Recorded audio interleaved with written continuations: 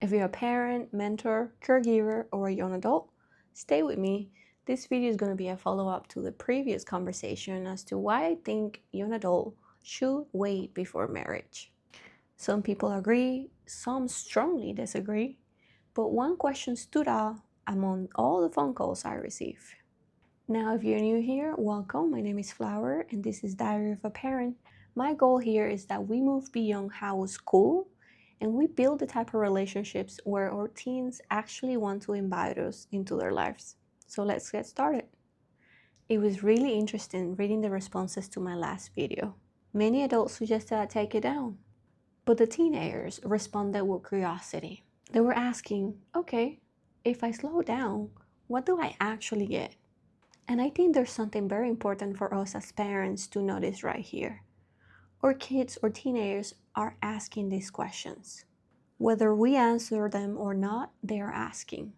And while we might not always feel ready or equipped to have these type of conversations, I believe we can become the type of parent who grows alongside of our children, who answers these questions with honesty, who stay curious and learn. So if a young adult asks me, what do I actually get? This is what I will answer.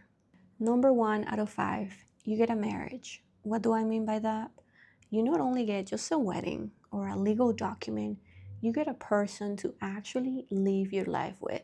Not just a roommate. There is a very huge difference between having a husband or a wife and a roommate who sleeps with you, pay your bills, but this person doesn't know you. You don't know them. You both don't know how to talk to each other, how to love each other. There is moments of peace, of like, as I like to call them, little pockets of deep breath. But then the next day you go back to walking on eggshells or just moving through your day because that's how life is. There's no fulfillment.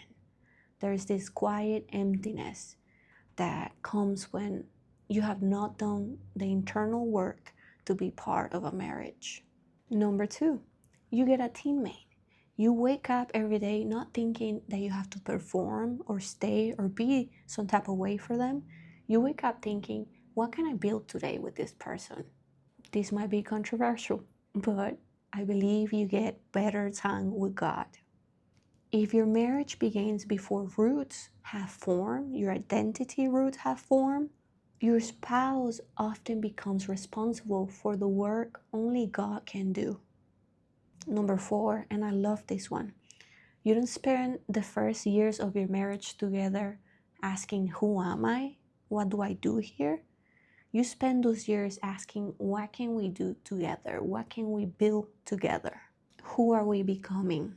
Those are 2 very different conversations. Number 5, your future children's will inherit real deep stability.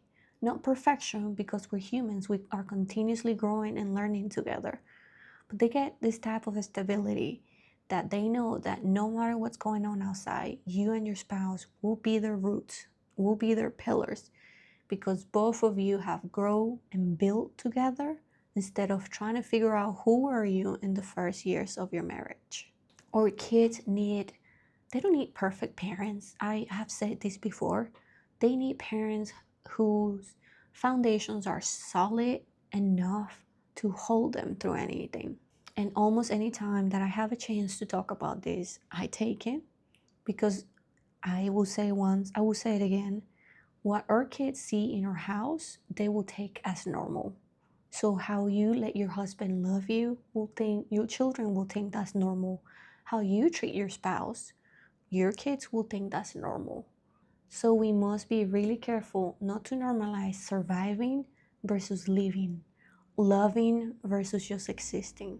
That was just 5 of the many conversations I can have about this topic. But I believe there is so much more. And as parents, we have the responsibility to have these conversations with our kids. We have the responsibility to bring together our values, but also understand what's best for them and guide them towards that. We have to be able to talk about this, even if you don't believe on what I'm saying. If you don't agree and you believe that kids should marry young, you still should be able to sit down with your kid and understand different points of view and why you don't agree or why you actually agree. I simply believe slowing down before marriage is refusing to rush into something that deserves your very best. And if you still are one of those adults that strongly disagree, let's agree to disagree. Here I'm learning and exploring the different pillars, the emotional pillars that shapes our families. That's marriage, identity, faith, connection, and of course, parenting. Parenting will always be at the center of everything I do and say. But the conversations start earlier. The conversation starts with adults that will build those homes. Now, if you're trying to build a more calm, more intentional home, everything starts with a calm, present parent. Download the free Calm Parent Starter Pack. I will link it down below. And if this type of conversation resonates with you, buy my book, Diary of a Parent. It's available on Amazon. I would love to hear your thoughts, your questions, why you agree, why you disagree. Thank you for being here. Don't forget to like, share, and subscribe. See you next time.